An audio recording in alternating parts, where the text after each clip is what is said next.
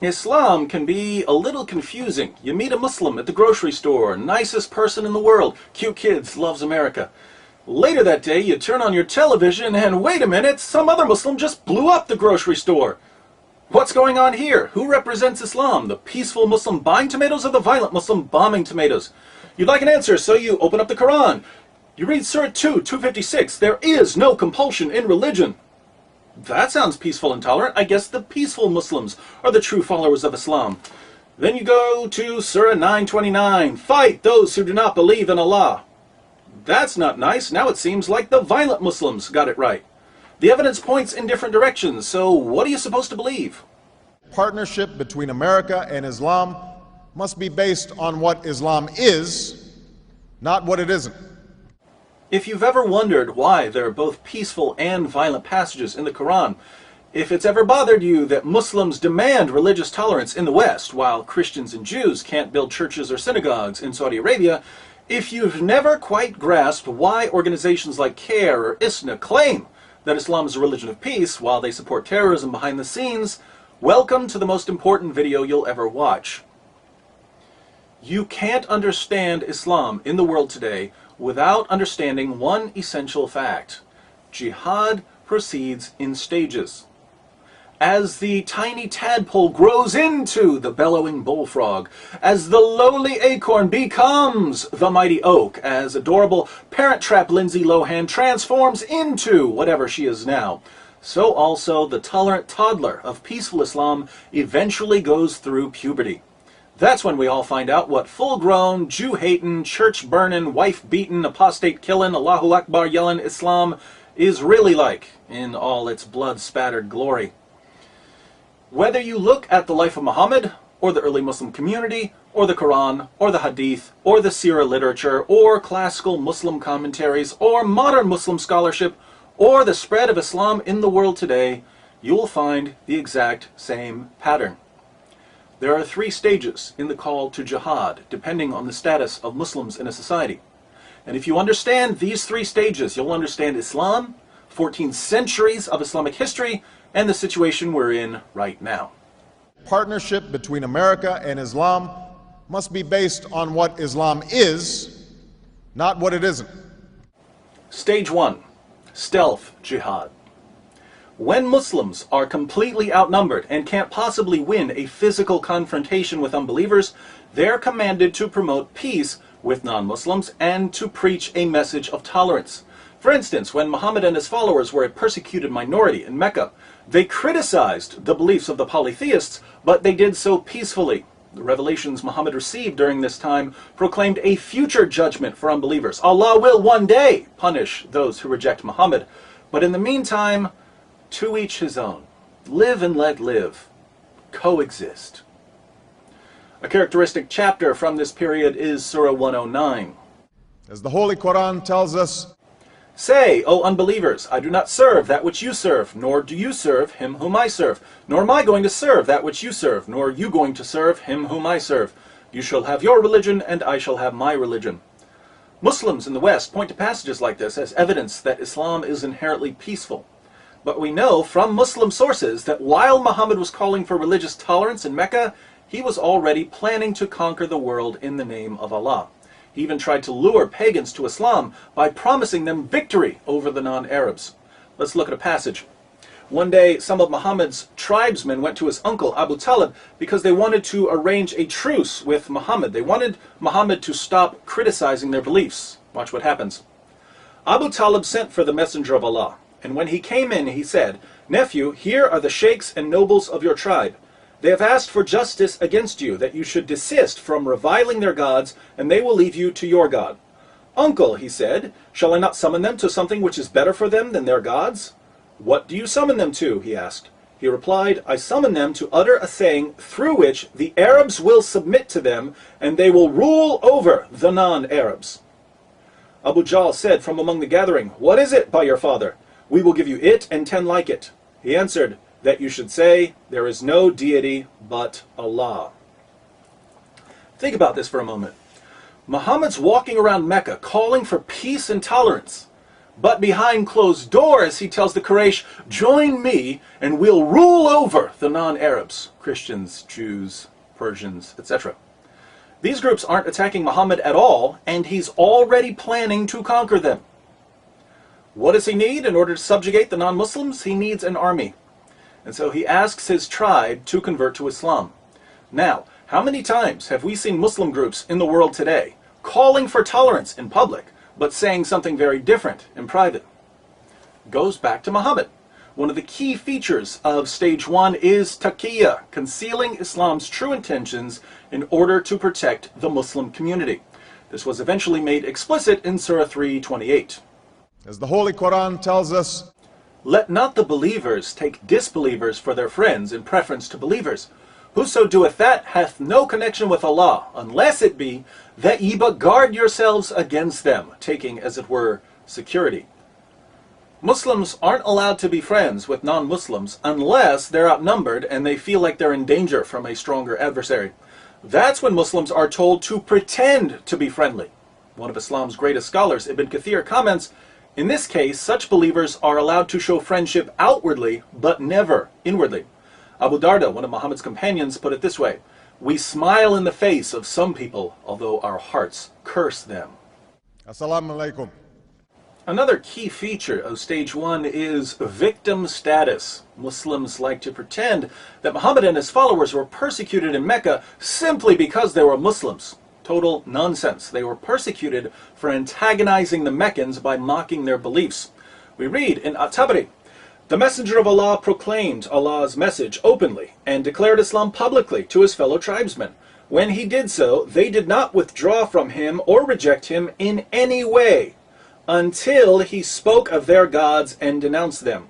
When he did this, they took exception to it and united in opposition and hostility to him, except for those of them whom Allah had protected from error by means of Islam. Notice that the pagans of Mecca had no problem with Muhammad preaching Islam.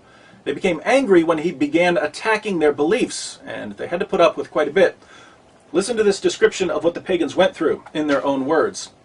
We have never seen the like of what we have endured from this man. He has derided our traditional values, abused our forefathers, reviled our religion, caused division among us, and insulted our gods. We have endured a great deal from him.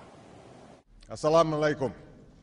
Muhammad was condemning their beliefs and their values. He was causing division in the city. Not too extreme from a Western perspective. What's interesting is that when the people of Mecca responded in kind and mocked Islam, Muslims said, oh, they're persecuting us. What evil people attacking us because of our beliefs. Double standards. One of the goals of the stealth jihad stage is to give Islam a privileged status above other religions. But Muhammad's constant antagonism towards the Meccans did lead to actual persecution. And this persecution of the early Muslim community was the best thing that ever happened to Islam. When people heard that poor, defenseless Muslims were being mistreated, they rushed to Muhammad's aid. The Christians of Abyssinia, the Jews of Medina, and various pagan groups all agreed at one time or another to protect Muslims from the mean, bigoted Islamophobes in Mecca. Now keep in mind, Muhammad was already planning to conquer all of these people. But they didn't know that. All they knew was that Muslims were being persecuted and they wanted to help. Once Muhammad and his followers had formed enough alliances and were no longer at the mercy of the Meccans, the message of the Quran suddenly changed. Partnership between America and Islam must be based on what Islam is, not what it isn't. Stage 2. Defensive jihad. When there are enough Muslims and resources to defend the Islamic community from attacks, persecution, or criticism, Muslims are called to engage in defensive jihad, fighting unbelievers who pose a physical or intellectual threat to Islam. After the city of Yathrib, now called Medina, agreed to protect the Muslim community, Muhammad and his followers left Mecca, and they were given permission to fight. Surah 22, 39 to 40. As the Holy Quran tells us, Permission to fight is given to those upon whom war is made, because they are oppressed, and most surely Allah is well able to assist them, those who have been expelled from their homes without a just cause, except that they say, "Our Lord is Allah." Did you catch that? According to the Quran, Muslims were kicked out of Mecca simply because they believed in Allah. We've already seen that the Meccans had no problem with Muslims believing in Allah, or even with Muslims preaching Islam. They had a problem with Muhammad mocking their religion and causing division in their city. But again, Muslims needed victim status for their protection, so I guess Allah decided to fudge history just a little. And throughout history, Islam has demonstrated through words and deeds the possibilities of religious tolerance and racial equality. Now that Muhammad had several non-Muslim groups ready to defend him, he turned to the primary tactic of stage 2, terrorism. The people of Mecca depended on the caravan trade for their survival. Anyone who had money would invest it, hoping to get back something extra to feed their families. If a caravan was robbed or didn't return, children might starve. So instead of living a peaceful life in Medina, Muhammad started attacking the Meccan caravans. Muslims launched 7 attacks against the caravans, and the Meccans never retaliated. During the 7th attack, Muslims killed a man, and they took the goods and some captives as well. The problem was that it was still the holy month, when everyone agreed not to fight. Muhammad was a bit worried about this at first, but then he received Surah 2:17. As the Holy Quran tells us, "They question thee, O Muhammad, with regard to warfare in the sacred month. Say, warfare therein is a great transgression, but to turn men from the way of Allah, and to disbelieve in Him and in the inviolable place of worship, and to expel His people thence, is a greater transgression with Allah, for persecution is worse than killing." Persecution is worse than killing. Yes, we killed a man during the holy month when there was a universal agreement not to fight, but you persecuted us, and that's worse.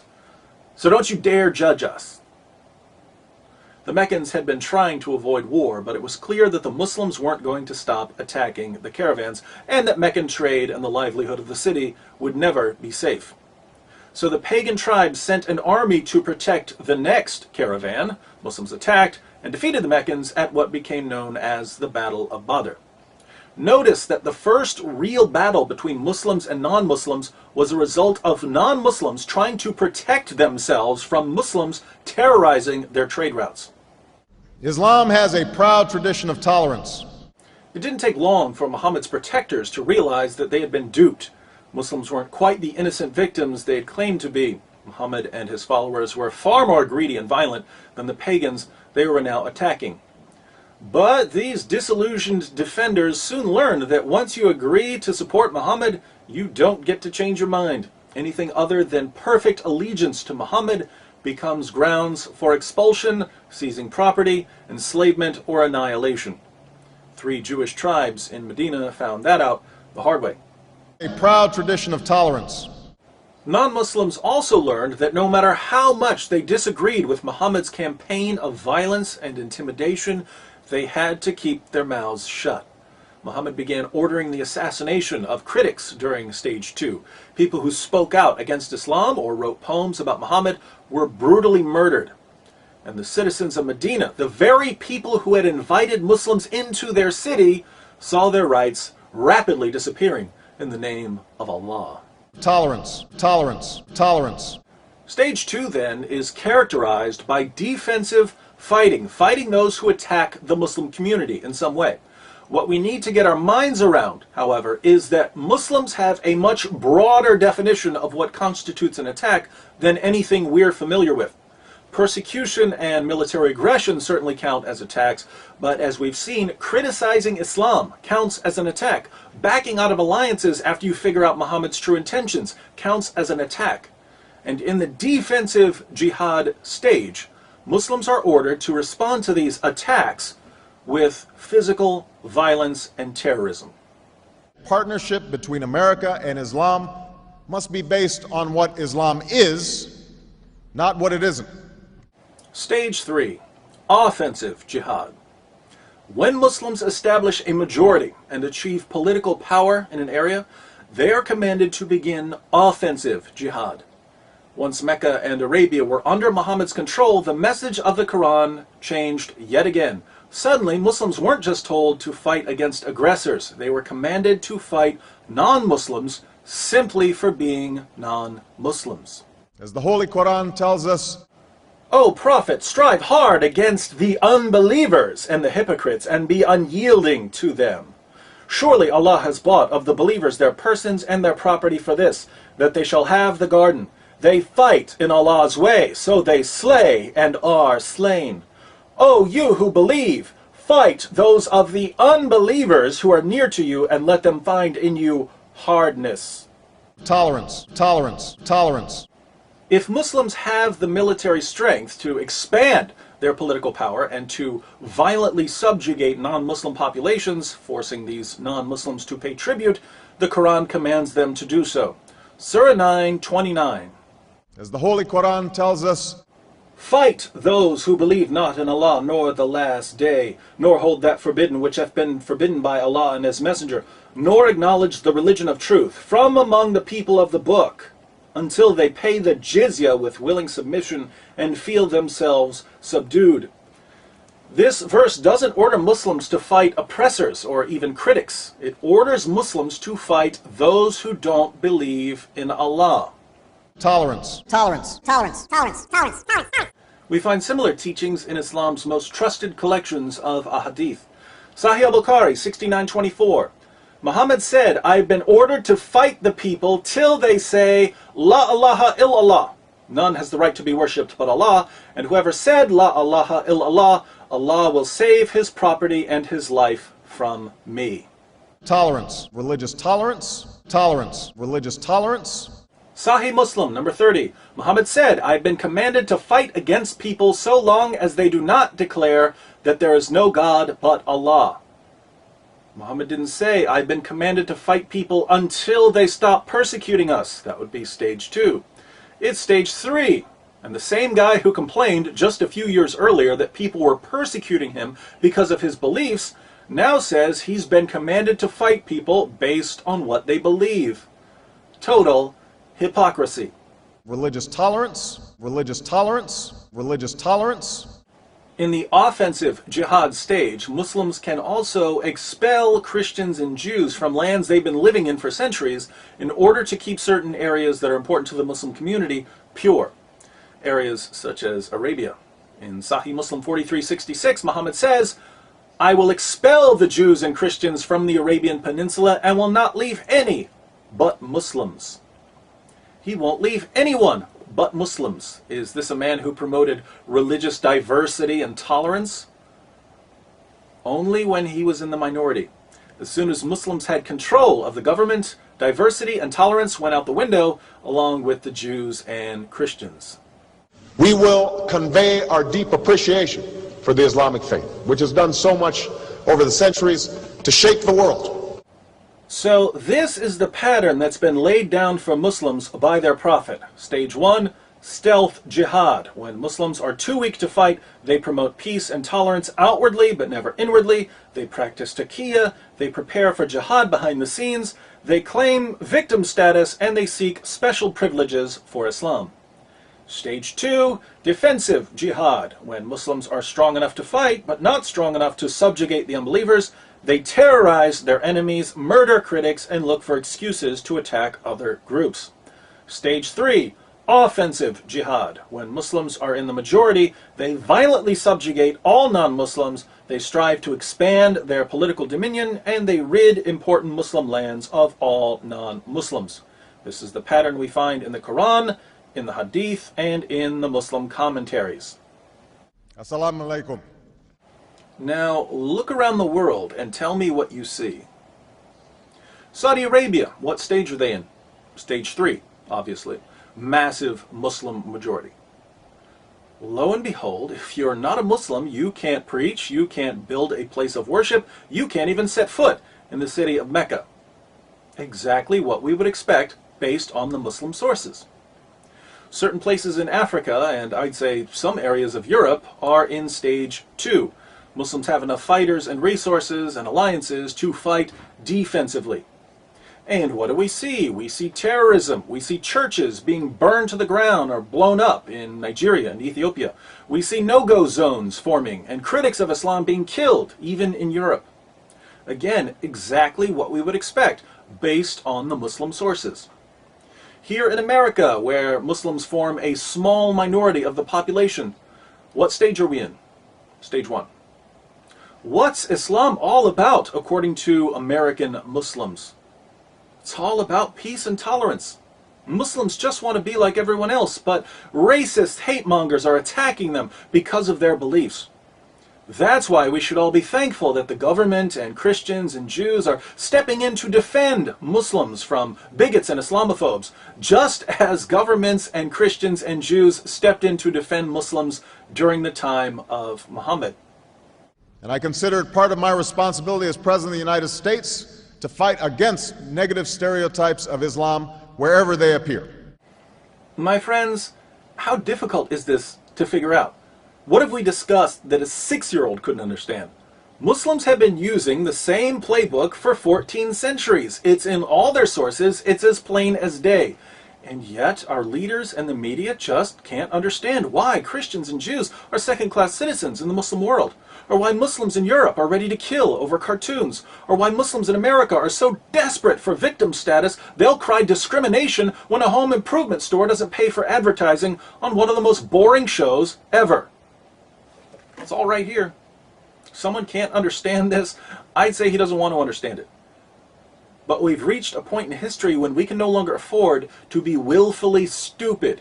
If our leaders are incapable of grasping the 3-step strategy of jihadists, they have no business leading a marching band, let alone a Western nation. Unfortunately, Muslims have been so successful in their stage 1 operations, they've convinced our leaders and the media that the only information we need when it comes to Islam is what's handed to us by terrorist-linked Muslim organizations like CARE. Bin Laden was not a Muslim leader. We're officially on our own. If we want to popularize this information, we'll have to do it ourselves. Sending this video to everyone you know would be a good start. I also think someone needs to put this material into a pamphlet so we can all pass out copies. Ah, what's this? It's a double-sided pamphlet discussing the 3 stages of jihad. Seems I've already done most of the work for you.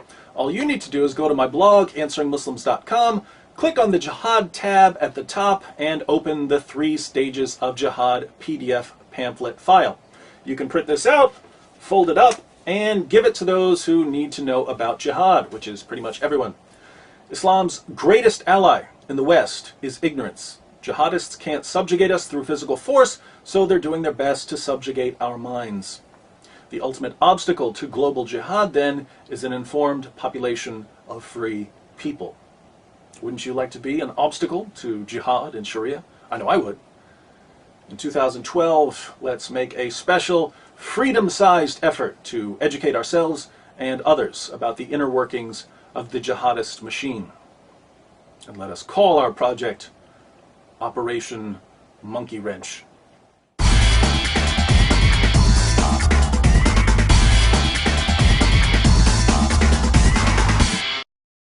I think it's important to add a quick appendix on westernized Muslims. I've said in this video that Muslims in stage 1 are commanded to deceive non-Muslims in order to keep us ignorant of Islam's violent goals.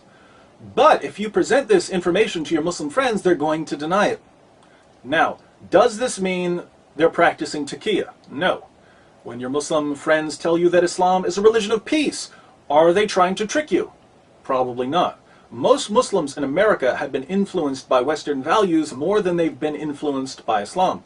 They may pray 5 times a day or fast during Ramadan, but their knowledge of Islam doesn't get much deeper than that. They've read very little of what's in their sources, and they know practically nothing about what we've discussed in this video. So, chances are, when your Muslim friends tell you that Islam is peaceful, they really believe it. No need to accuse them of lying. Sadly, your westernized Muslim friends aren't a source of Islamic doctrine. Islamic doctrine is grounded in the Quran and the Sunnah of Muhammad, and these sources are perfectly clear when it comes to jihad. So I think we need to add another stage to our 3 stages. Stage 0, the totally clueless about jihad stage.